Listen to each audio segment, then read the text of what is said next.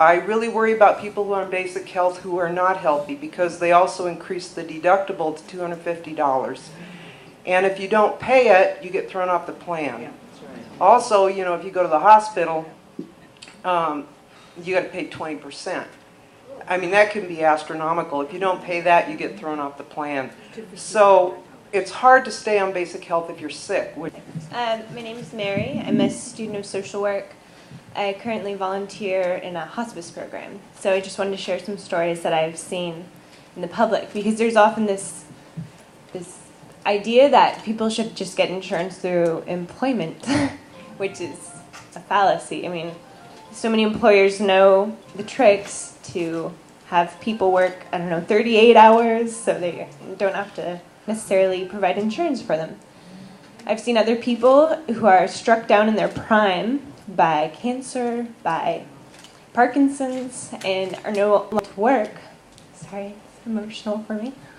And people say, well, there's COBRA, so that's to cover you once you can't work anymore. Well, those payments can go upwards of $1,000 a month.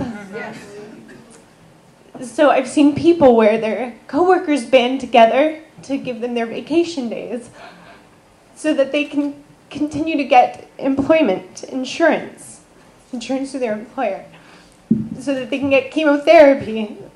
I'm sorry. I have seen people in love who can't get married because their spouse would go bankrupt if they couldn't be on Medicare anymore. And thank you. These are real people who are suffering. And we need to do something about it. And I don't feel that black people have an option. We don't have no public option. We have a death sentence. And I am one of the 300 people a day that are being added to the basic health wait list. We find ways to come together so we're not scrabbling over who has the right to get asthma medicine and who's going to die because they can't get it and can't breathe. I mean, this is a fundamental issue. We can come together on different gender and race and ethnicities and fight together for all of us. I wanted to know if we could do a sit-in at Gregoire's office. Let's go beyond, doing that is important, but I want to do also a sit-in at Gregoire. My mom just got arrested at Regents. We have people who are willing to be arrested.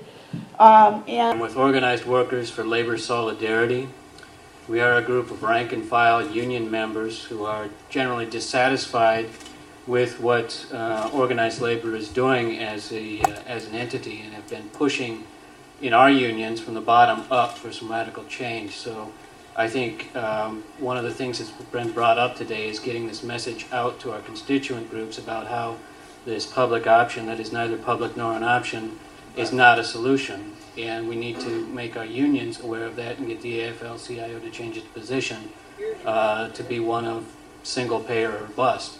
Finally, this year, I think this summer, my dad had been paying my Premier Blue Cross because I can't pay it. It was about $800 or $900 a month. And he was late on the payment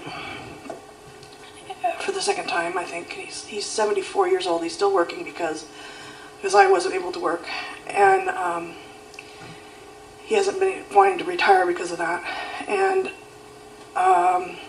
they threw me off. You see that kind of discrimination and stuff, and all that mishmash and that flim-flam and that hodgepodge mess that black folks are still having to endure in 2009. And we got time to be sitting up in here. It's wartime for me and anything that look like me. What I would like is to see those who do see providers to push their providers to advocate for them as well, because they can definitely get involved and be a strong voice and to attack this problem from another angle. And I'm a single mom with 4 kids, and I don't have insurance. And if basic health goes out, I wonder what happened to me, because if I can't work and if I can't take care of myself, I can't take care of my family. let's support people with mental health issues too, and stop all this other nonsense. Thank you. The Department of Social and Health Services is looking into cutting is community services for people who get out of mental hospitals. Is this sick? It is really sick. And I mean, obviously there is a sensible solution to the budget crisis, and our public officials just need to listen to us when we say that yes, we do need to tax the richest in Washington and tax corporate profits. Because the folk is in crisis mode. What do you do when you're in crisis? You do something about it. You don't put no Band-Aid on the situation. I invite you to come to Olympia and talk to my colleagues. I'd be more than happy to tell you who needs to be talked to and what they need to hear.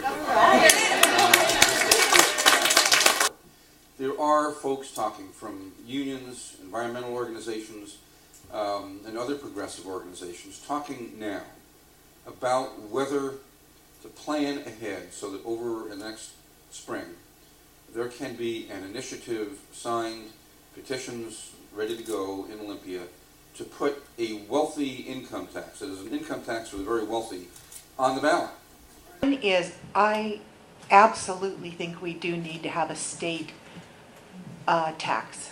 However, I think that it definitely needs to be a progressive tax, not a regressive tax, and everybody needs to participate.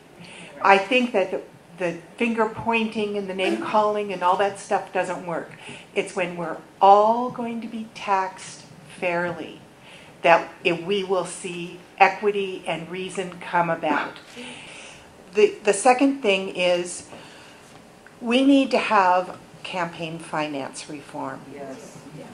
We all lose when we don't have people in our community who are healthy, able to work, flourishing, able to learn, and able to contribute.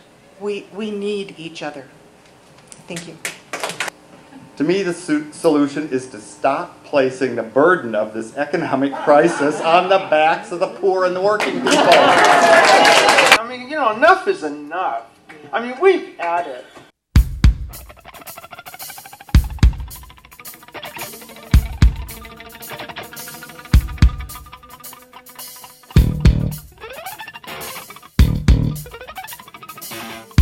Crank the music up.